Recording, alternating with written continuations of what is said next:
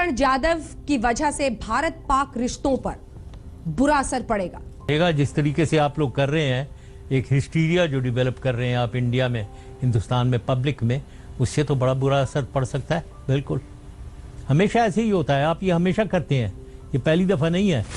कभी भी कोई चीज़ होती है, उधर उड़ी हुआ तो उधर शुरू हो जाए, पठानकोट हुआ उधर शुरू हो जाए। हर चीज़ पे अगले सुबह ही आप कह देते हैं कि पाकिस्तानियों ने करवा लिया, ISI ने करवा लिया, ये है वो है।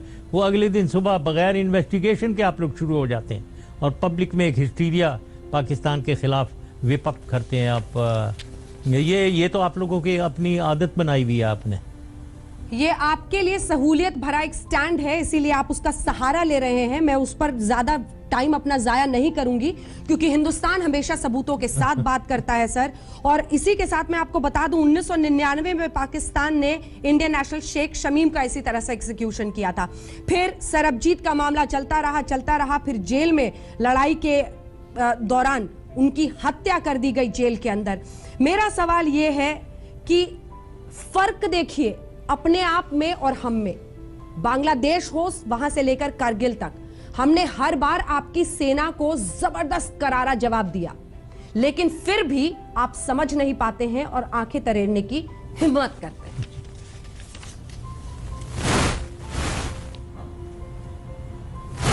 हाँ, आप कहे चले जाइए बांग्लादेश से कारगिल तक।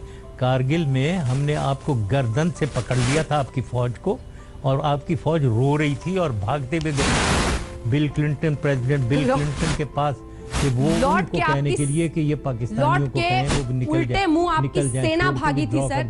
लॉर्ड के उल्टे मुंह आपकी सेना भागी थी। बरकत ने लॉर्ड के आप पढ़िए जिसको मर्जी हो। हम नहीं मानते, हम भारत सरकार का वर्जन मानते हैं और वही वर्जन जिसको पूरी दुनिया ने माना है। मेरा सवाल आपसे ये है, आप इक्के दुक्के यहाँ के एक दो लोगों की किताब पढ़ते रहिए और खुश रहिए। सवाल ये है कि पाकिस्तानी सेना की मंशा क्या है, वो क्यों ऐसा कर रहे हैं?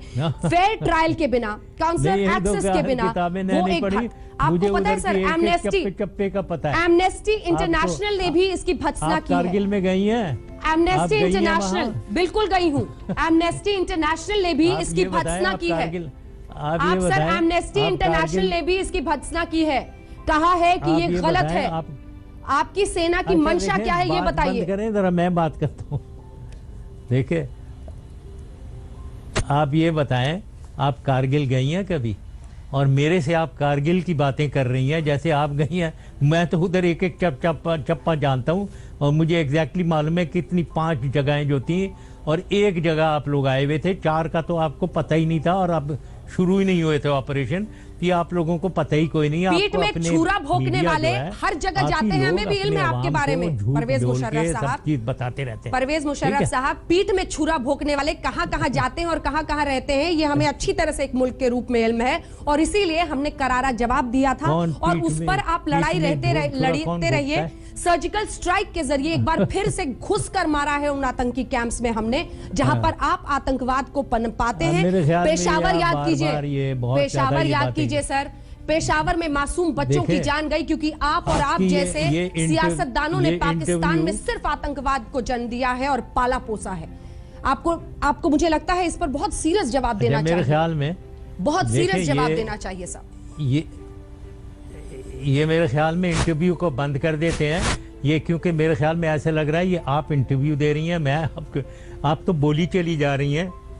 तो मेरे ख्याल में क्योंकि आपके पास और कुछ नहीं है सर, हर हिंदुस्तानी काफी हो गया, बोलती बंद कर सकता है, लेकिन जो सवाल है उससे मत भागिए। वर्कअप करे चली जा रही है। सवाल पर मत भागिए सर, सवाल पर मत भागिए, सवाल पर मत भागिए।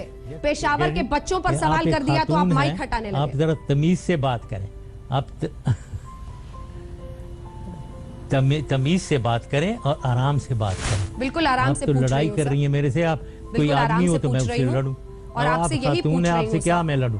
ठीक है, तो मैं लड़ना भी नहीं चाहता हूं। चिंता ना करें, ठीक है, उसकी आप बोली चली जा रही है और अपने आप को आप इतना वर्कअप कर रहे हैं, आपको ब्लड प्रेशर हो जाएगा। इतना ज्यादा वो ना करें, इतना ब्लड प्रेशर हो जाएगा आपको। आराम से और बोलें, आप भी काफी फिट बात दिख रहे हैं करें इंशाल्लाह। जो कुछ भी कर रही है, और छोटी बात करें ताकि मैं उसका जवाब भी दूं। मेरा सवाल आपसे ये है सर कि आतंकवाद, थैंक यू वेरी मच। आतंकवाद पेशावर के बच्चे। हाँ। आपको नहीं लगता है कि पाकिस्तान को अब सख्त कदम उठाना चाहिए? सर्जिकल स्ट्राइक के जरिए हमने पीओके में घुसकर आतंकी कैंप्स को ध्वस्त किया। फिर वही एक आप बेवकूफ बनाई चले जाएं अपने कौम को, पागल, उनको बेवकूफ झूठ बोल बोल के उनको बनाई चले जाएं।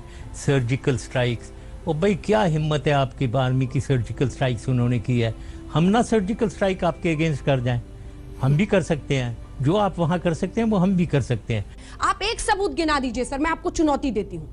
आप एक सबूत गिना दीजिए जिसके बिना पर आप ये साबित कर सकें कि वो स्पाई था। एक सबूत। देखिए मुझे मालूम नहीं है, आप उससे बात कर रही हैं, आप उस शख्स से बात कर रही हैं जो गवर्नमेंट में नहीं है, और मैं वॉशिंगटन में बैठा हुआ हूँ, तो मुझे क्या सबूत, किस सबूत? मुझे तो नहीं मालूम है, मैं कौन सा किसी से पूछ रहा हूँ, मुझे बताओ उसकी डिटेल इन्वेस्टिगेशन के पेपर्स मेरे पास भेजें।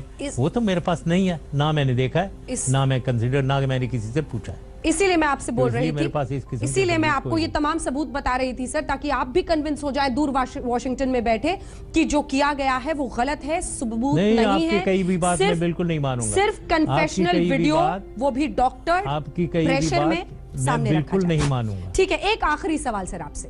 नेपाल के बॉर्डर पर 6 किलोमीटर दूर, बात मैं बिल्कुल नहीं मानूंगा, क्योंकि एक सेकंड मुझे जवाब देने दे। आपने बात खत्म की है, मैं बात कर रहा हूं अभी।